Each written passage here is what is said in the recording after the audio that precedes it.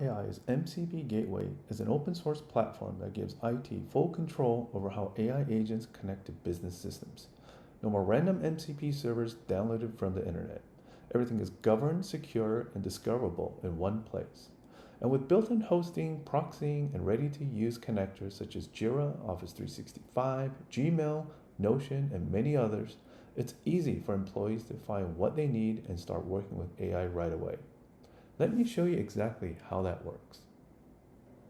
Now, Obot is an open source software that currently requires a Kubernetes cluster to run. You can find the installation instructions at the official GitHub Obot platform repo. Once installed, the first step is to configure Obot with an enterprise SSO. As you can see here, we currently support Google, GitHub, Okta, Microsoft Entra, and with many more to come. And as an administrator, you'll manage all MCP servers in your organization and decide which users can access which ones. Obot comes with an official set of curated servers tested and verified by the Obot AI team. But the expectation is that you'll also add more, potentially including your own internally developed MCP servers. To add a server, simply click Add MCP Server and choose the server type. We currently support 3 types. A single user server, which is a local MCP server where the expectation is each user logs in with their own credentials to the connected business systems. A multi-user server, which is a local MCP server configured with a shared service account used by multiple users.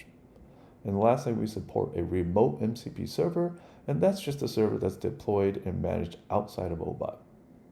This setup gives IT the flexibility to govern both internal and external MCPs while keeping access secured and organized.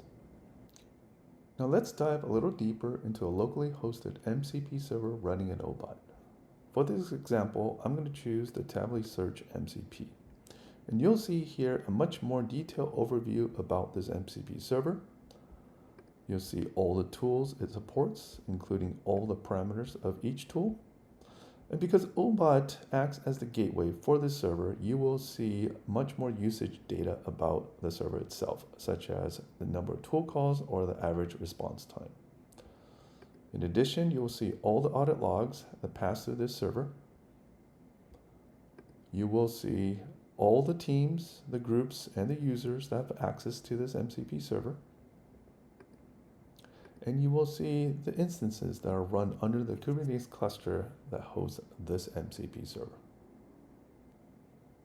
Now, once the admin has completed the configuration of the catalog and access group, I, as the user, can now log into Obot and be presented with a catalog of MCP servers that I can connect to.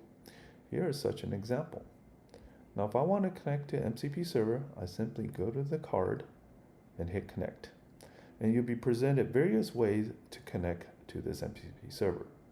Number one, you can just simply grab the connection URL and present it as a remote MCP to your MCP host or client. Second, you can connect to very popular ones such as Cursor, Claude, VS Code, or Client, and Obot automatically generates the right configuration you can add to those clients. And lastly, if you don't have any of these, Obot does come with a default chat program out of the box that you can connect directly to the server. And here I can simply ask a question. How did the stock market do today? And by asking this question, you'll see that it'll effectively call the MCP server, ask it the question, and return results. Thanks for watching.